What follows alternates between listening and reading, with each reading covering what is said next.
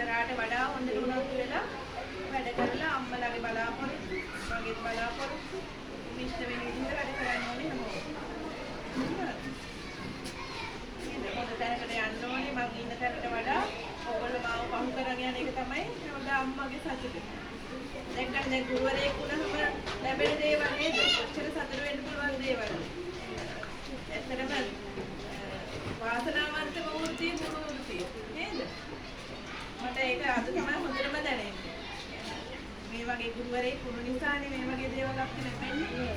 ඒ වගේ ඔයගොල්ලෝ ඒ වෘත්තියට එන්න පුළුවන් නේද? ඊට වඩා පහු කරගෙන යන වෘත්ති වලට යන්න පුළුවන්. ඒ වගේ ඔයගොල්ලෝ දවසක දිනන එක තමයි මගේ සතුට හැමදාම. මගේ දරුවෝ දිනුවා වගේ තමයි මට දැනෙන්නේ. ඔයගොල්ලෝ හොඳ තැනකට හැමෝම